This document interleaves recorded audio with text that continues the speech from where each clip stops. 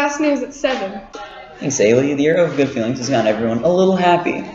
Our president has gone around the country to celebrate.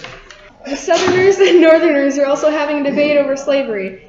The South wants Missouri admitted as a slave state, while the North wanted the Missouri to be slave-free state. Maine, which was part of Massachusetts at the time, also applied for statehood as well, making the whole debate even more difficult. Somebody by the name of Henry Clay has made the Missouri Compromise to get this issue out of the way. We are going to interview this man now, introducing Henry Clay.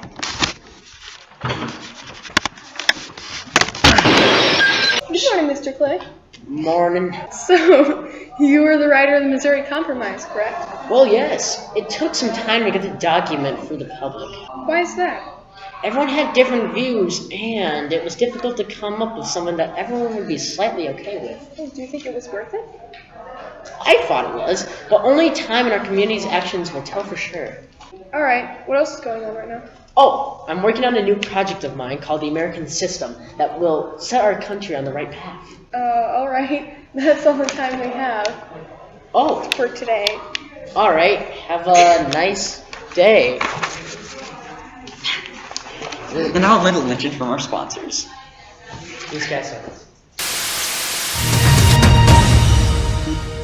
Good morning, this is YAS News at 8.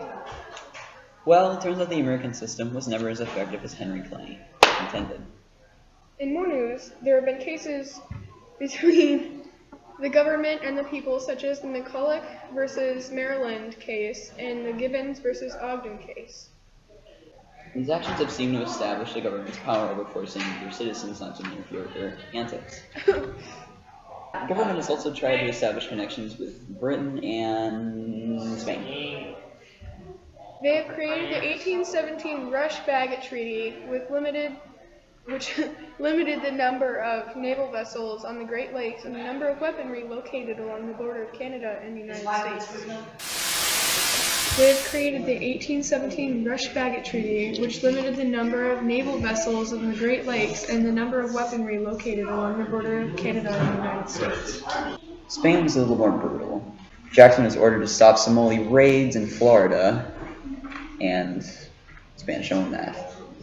He seized 2 Spanish forts, but Secretary of State Adams didn't perform any actions to stop him, even though he did not approve of what General Jackson did. Adams believed that the Spanish didn't want war with Americans, and thankfully they were correct. In 1819, the Adams-Arms Treaty came to be, and the United States gained territory in the Pacific Northwest while Spain was losing power at the time. But the United States also agreed to give up claims to Spanish Texas and to border boundaries. After all this madness with our countries, James Monroe created the Monroe Doctrine. It has made the law that the United States cannot mess with Europe or any colonization that Europe makes, and Europe cannot colonize the United States at all. And now some more words from more sponsors. Good morning, this is YAS News at 10. Well, sad news for the U.S. Monroe has decided not to rerun. Current candidates going around are William H. Crawford, a former congressman from Georgia, Andrew Jackson, an 1812 war hero, Henry Clay, the Speaker of the House of Representatives, and John Quincy Adams, son of the former President John Adams. Henry Clay would use his influence in speaking to try to get John Quincy Adams into office. Hopefully this corrupt bargain, as deemed by Jackson's followers, never goes through. Looks like the election reports are in, and John Quincy Adams has been voted into office. Mr. Quincy Adams has planned to make Henry Clay the Secretary of State, and 2 men have denied any or all wrongdoings involved with the corrupt bargain. However, John has other ideas and intentions for the United States in the meantime. Our president wants to improve roads and waterways and construct a university for scientific research. Opponents of John Quincy Adams have become aghast by these ideas of his and instead want the federal government to be confined to a smaller role.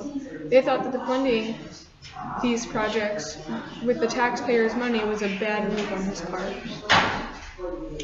And the Congress did fund all the projects that he wanted. However, he was kicked out of Congress because of all of his projects. So Jack. Because of the 1828 election, the Republican Party has separated into two separate parties with different views. These parties consist of the National Republicans, who supported Adams, and the Democratic Republicans, who supported Jackson. The Democratic Republicans favored states' rights and did not trust a strong central government, while the other side wished for a strong government and supported federal measures. Both parties have been going at each other for a while with a term that we call mudslinging. Mudslinging is, in a nutshell, is bringing up the bad and embarrassing things the opponent candidate has done and exaggerating it so it sounds worse than it really is and hurts the enemy's reputation. One thing that made a huge impact on Jackson's reputation is mudslinging, as previously mentioned. This is because Jackson would execute soldiers who tried to get away, you know. Mudslinging wasn't the only new tactic invented. Things such as buttons, slogans, rallies, and events such as barbecues were also used to bring up excitement.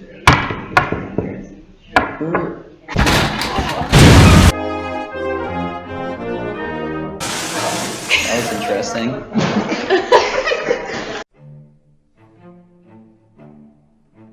I'm making a line here.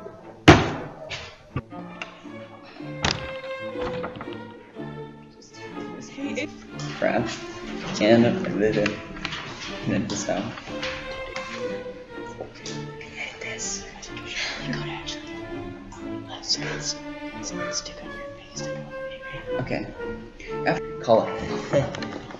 Let's have to just restart the whole. Usually better shooters. And Henry Clay would use his influence and speak. Oh my god. Republicans.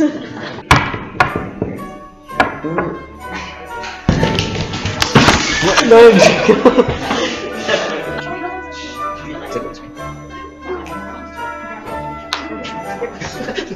what is this 22?